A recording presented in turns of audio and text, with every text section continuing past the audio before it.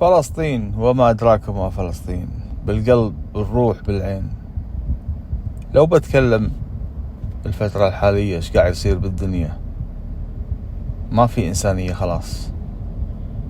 الواحد طلوع كبده من كل شيء، ما له خلق يسوي شيء، ما له مزاج والله. حتى أغاني ما قمت أسمع، ماكو. شنو تعال ونور عيني وأحبك وتحبني وأشوف الصور هذه. مباريات ما أشوف يعني. أمس بالشامبيونز ليج ما راح أكذب عليكم، ما راح أقول لكم إني ما تابعت، لكن والله تابعت مباراة ليستر وساندرلاند يعني عشان تشوفون كيف تمنون بالبريمير ليج أو الكرة الإنجليزية بشكل عام. تابعت مباراة ليستر وساندرلاند 1-0 انتهت وما تابعت، لكن والله العظيم بين كل دقيقة دقيقتين 3 دقائق قاعد أشوف شنو خبر جديد، شنو صار، وما في شيء حلو، ماكو شيء يفرح.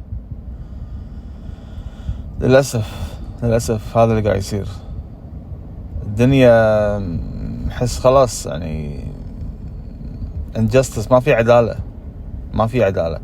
وانا اللي اقهرني زيادة اني كل يوم اقرا الصحف الانجليزية كمية حقارة، والله العظيم كمية حقارة شلون واقفين مع اسرائيل او الزبالة الكيان الصهيوني. هذا شيء غريب يعني. يحطون مرة حطوا ان بايدن يقول ترى الطرف الثاني اللي هم حماس هم اللي فجروا مستشفى الاهلي او اعتقد اسمه او شيء كذي، معمدي الاهلي او شيء، وحاطين طفل فلسطيني وجهه دم ويبكي وعفوا يضحك، يعني يستفزون الواحد.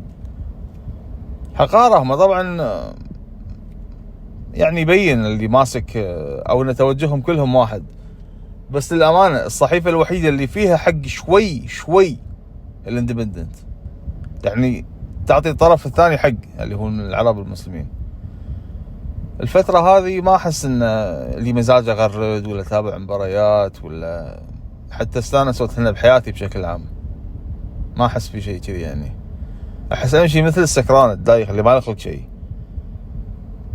ودي البنات المدرسة، ردهم مدرسة، روح دوام، ارجع من الدوام، اطلع شوي طلعة، ما في شيء يعني extraordinary، ما في شيء يعني خارج عن اطار يعني فرحة زايدة، ما في. وتشوف الصور هذه تخاف الدنيا تنتهي، تحس يعني والله قمت اصلي اكثر، والله ما اكذب، قمت اصلي اكثر، قمت اخاف الله اكثر، قمت شوي في اشياء غير رايي فيها. احس خلاص شوف الدنيا ايش قاعد تصير والعالم كله قلب ضدك. هذا يعني مو مثلا والله ايش رايك مثلا شنو احلى مثلا ريد بول ولا لا، مو تختار شيء انت، هذه حق وباطل. ما في منطقه رماديه بالنص يعني تقول والله لا انا اميل هني بس احب شويه هني، لا. يا تكون انت مع فلسطين يا تكون انت مع الزباله، فما في بالنص. والمحايد هذا ظالم. اي واحد يقول انا مرة نيوترال محايد ما لي شغل بحد، واقف في منطقه النص، ابي هذا لا، هذا مو معنا. وهم في شيء والله عجبني، والله في شيء حيل عجبني. اروح جمعيتنا، اروح اشوف ستاربكس ما في ولا واحد داخل، والله العظيم ما في ولا واحد داخل ستاربكس، مقاطعه. ماكدونالدز ما في احد داخل. فانصدمت، شفت الشعب صامل صدق يعني، الشعب صامل. حتى كنت يعني حتى الحين المطاعم اللي قاعد اطلبها بطلبات مو امريكيه، قاعد اطلب عيوش وهرفي ونايف، يعني مطاعم كويتيه مشماش. لكن هم وصل لي خبر اليوم الصبح قبل لا اطلب مالت مدارس ان طلبات هم في ان شركه المانيه ترعاه وانه يوصل لهم، فراح امسح طلبات مثل ما قال. سمعت فيديو ان راح هذيك على المطعم اطلب بس، ما راح نموت يعني، عندنا اكل الحمد لله، عندنا خير. شنو بيصير يعني اذا ما كلنا ماكدونالدز ولا ما كلنا ما شربنا قهوه يعني الصبح بالطقاق، شنو بيصير يعني؟ هذه قضيه اهم وايد، والناس ما اقول مستخفه فيها، لكن احس ان الحين زاد الوعي شوي ان لا والله خلاص صدق هذه قضيه، هذه في مقاطعه. الناس مو بس والله موضه، مو بس هبه يلا نقاطع يومين ونرجع.